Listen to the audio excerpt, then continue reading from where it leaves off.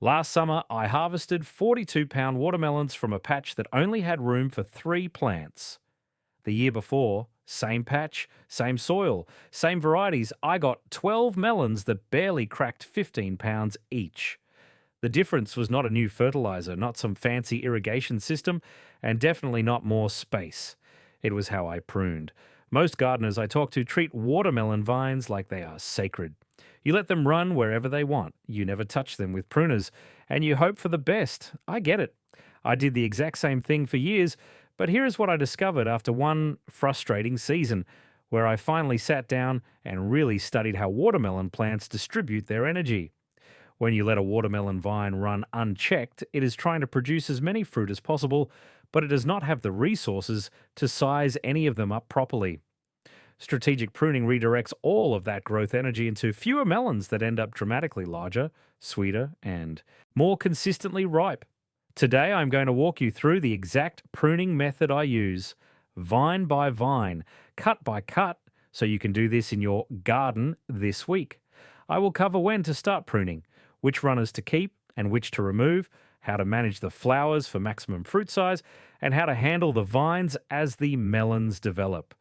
And stay with me to the end because I am going to share a little trick I stumbled onto involving how you position the remaining fruit on the vine that has a measurable effect on sugar content.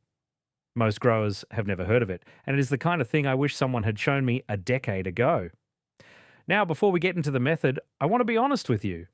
I resisted pruning watermelons for a long time. I mean, years. My thinking was simple, and I bet a lot of you share it. The more vines you have, the more flowers you get, and the more flowers you get, the more melons you harvest. It seems like basic math. And every time someone suggested I should be cutting back healthy green growth on a plant that was clearly thriving, it felt wrong. Like I was sabotaging my own garden. I spent close to 15 years just letting my watermelon vines sprawl. Some seasons I would get a decent number of fruit, but they were always on the small side and the flavour was hit or miss. A lot of them never fully ripened before the first frost caught me. If that sounds familiar, you are not alone. I was right there with you. Then about 5 years ago, I started running side-by-side experiments in my own garden. Same varieties, same soil, same water. One bed pruned, one bed left alone. And the results were so consistent, season after season, that I completely changed how I grow watermelons. Here is the principle that made it all click for me. A watermelon plant has a finite amount of energy it can produce during a growing season. That energy comes from photosynthesis happening in the leaves, and it gets divided among every growing tip, every flower, every developing fruit, and every foot of vine the plant pushes out. Research out of North Carolina State University confirmed what I was seeing in my own patch. When you reduce the number of competing sinks, that is the term plant scientists use for anything drawing energy from the plant, the remaining fruit receive a significantly higher share of sugars and water. We are talking about measurably higher Brix readings, which is the standard measurement for sugar content in fruit. Once you understand that a watermelon vine is essentially a distribution network with limited bandwidth, everything about this pruning method makes sense. You're not hurting the plant. You're helping it focus. All right, let me walk you through exactly how I do this, starting with timing, which is the piece most people get wrong. The first thing you need to understand is when to start. And the answer is not when the plant is already a sprawling mess covering half your garden. You want to begin your pruning protocol when the main vine is about 5 to 6 feet long. For most varieties, this happens roughly 3 to 4 weeks after transplanting, or about 5 to 6 weeks after direct sowing, depending on your climate. If you're in zones 3 through 5, this will likely be mid to late July. In zones 6 through 8, you're looking at late June to early July. And in zones 9 and 10, you might hit this stage as early as late May. Here is how you identify the right moment. Look at the main vine, the thickest one coming directly from the base of the plant. When it has developed at least 10 to 12 true leaf nodes, and you can see secondary runners branching off at those nodes, you are in the window. Do not start before you see those secondary runners, because you need to be able to evaluate which ones to keep. Now, let me show you exactly which vines to keep and which to cut. This is where the real yield multiplication happens, so pay close attention. Every watermelon plant produces one main vine and then a series of secondary runners that branch off from the leaf nodes along that main vine.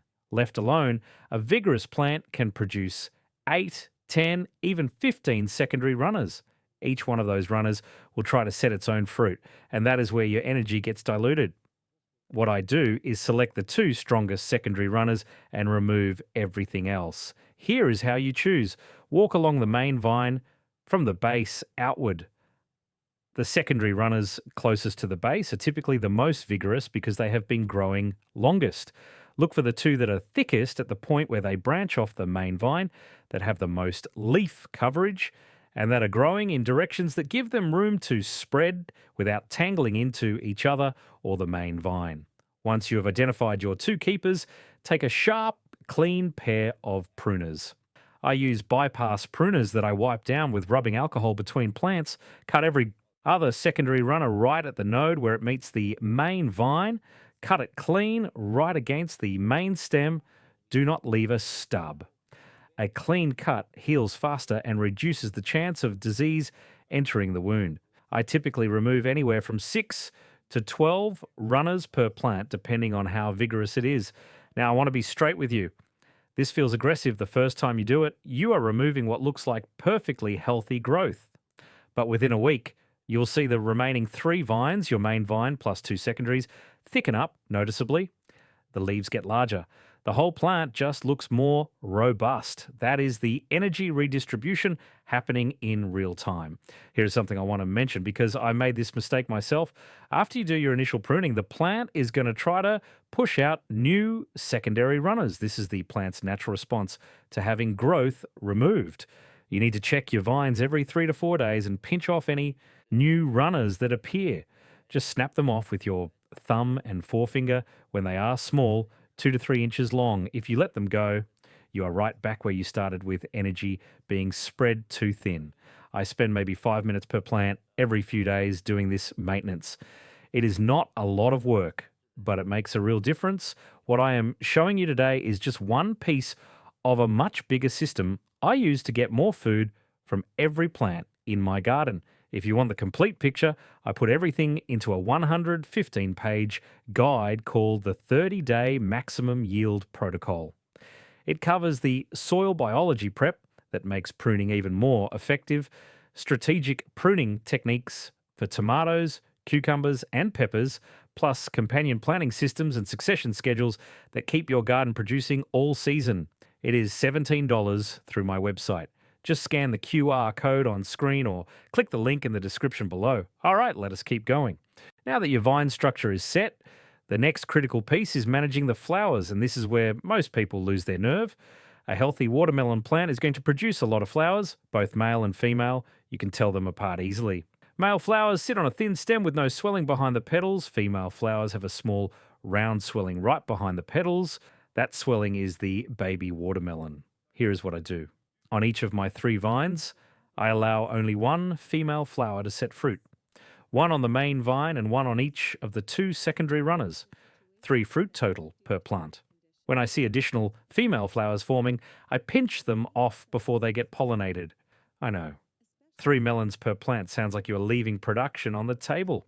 But remember the principle. All of the plant's energy is now focused on sizing up and sweetening just 3 melons instead of spreading across 8 or 10 undersized ones. Timing matters here too. Those 3 female flowers to set within roughly a week of each other, if possible. This gives me melons that develop on similar timelines and mature close together, which makes harvest planning much easier. If a female flower appears way ahead of the others and sets fruit before I have my 3 chosen, I will sometimes let it go and remove a later one. You want roughly synchronized development across your 3 fruit. One specific tip on this. The ideal position for your female flower to set is about 6 to 8 leaf nodes out from the base on each vine. Fruit that sets too close to the base tends to stay smaller because the vine has not built up enough leaf area to support it yet. Fruit that sets too far out, past 12 or 15 nodes, sometimes struggles to mature before the season ends, especially in shorter season climates. That 6 to 8 node sweet spot has consistently given me the best results. Now, here is where the growing begins in earnest. Once your 3 melons are set and roughly the size of a softball, which takes about 10 to 14 days after pollination, you want to do one more round of cleanup, walk the entire plant, and remove any new female flowers that have appeared. Also, trim the growing tips of each vine once it has reached about 10 feet total length. Just pinch off the last 2 to 3 inches of the growing tip. This tells the vine to stop putting energy into lengthening and instead redirect everything into the developing fruit and the leaves that are already established. After this point, your job shifts from pruning to protecting. Keep those developing melons off the bare ground by sliding a piece of cardboard, a wooden shingle, or even a thick layer of straw underneath each one. This prevents moisture damage on the bottom side and keeps soil-borne pathogens from getting a foothold. I use 6-inch squares of untreated plywood. Cheap, and they last multiple seasons. For varieties, I have had the best results with this pruning method on Crimson Sweet, Sugar Baby, and Charleston Grey. All three respond extremely well to managed vine growth. Crimson Sweet in particular has been my most consistent producer when pruned this way, averaging 30 to 40 pounds per melon in good years. I would avoid icebox types like Blacktail Mountain for this method simply because they are already bred to produce smaller fruit in quantity, and restricting them to 3 fruit does not give you the same dramatic size increase you see with the larger varieties. This next part is where most people go wrong, and it is about watering during fruit development. Once your melons are set and growing, the temptation is to pour on the water. More water means bigger melons, right? Not exactly. Consistent moisture is what you want, not heavy watering. I aim for about 1 to 1.5 inches of water per week, delivered slowly through drip irrigation or soaker hoses.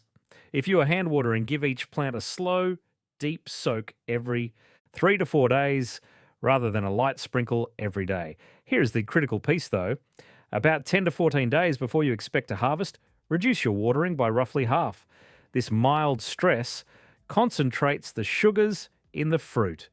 If you keep watering heavily right up to harvest, you end up with watery, bland melons, even if they are big. I learned this the hard way. Had beautiful 40-pound melons one year that tasted like nothing because I was so proud of their size that I just kept the water coming. You can tell harvest is approaching when the tendril nearest the fruit, that little curly piece of vine right where the stem meets the main runner, starts to turn brown and dry out. When it is fully brown and crispy, your melon is ready. Let me cover a few patterns I see that this approach corrects, because understanding these will help you troubleshoot if things are not going as expected. The first pattern is leaving every runner intact. This is the most common one, and I already touched on it, but it bears repeating. When you have 10 or more runners per plant, each one is essentially competing with the others for the same pool of nutrients and water. The result is a lot of mediocre fruit instead of a few exceptional ones. If you have been getting a dozen small watermelons and wondering why they never size up, this is almost certainly the reason. The second pattern is pruning too late. I see this a lot.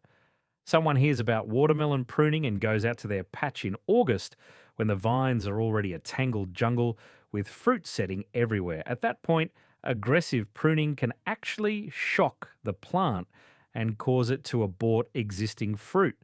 You need to start this process when the plant is still relatively young and manageable. If you have already missed the window this season, make a note for next year and start when that main vine hits 5 to 6 feet. The third pattern is not managing new growth after the initial pruning. You do your big pruning session, feel good about it, and then walk away. 2 weeks later, those secondary runners are back with a vengeance. The maintenance piece, going out every few days and pinching off new runners while they are small, is just as important as the initial pruning. I did this myself for the first 2 years. I would do a clean pruning and then ignore the plant, and the results were only slightly better than not pruning at all. The fourth pattern is watering the same way from planting through harvest.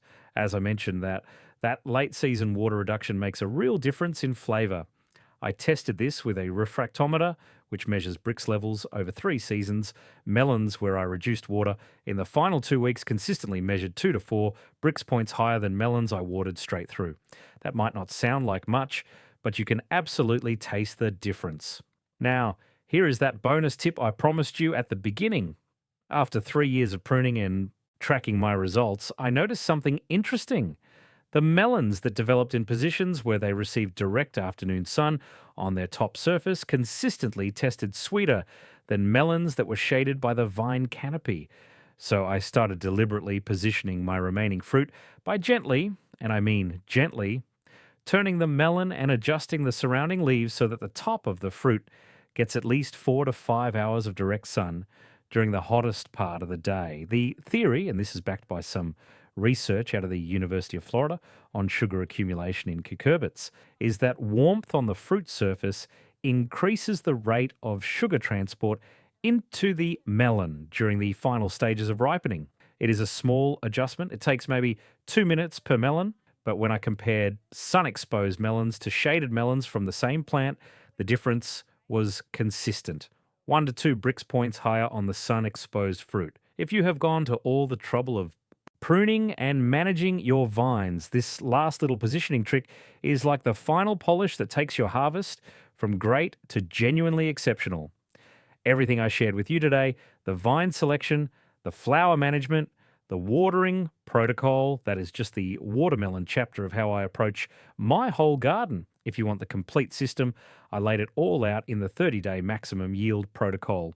It is a 115-page guide that covers soil preparation and biology, strategic pruning for all your major crops, not just watermelons, companion planting systems that actually work, and succession planting schedules so your garden never has an empty bed. It is $17, and it is honestly the guide I wish I had when I started taking my yields seriously. Scan the QR code on screen or click the link in the description below to grab a copy. So give this pruning method a try on even just 1 or 2 plants this season.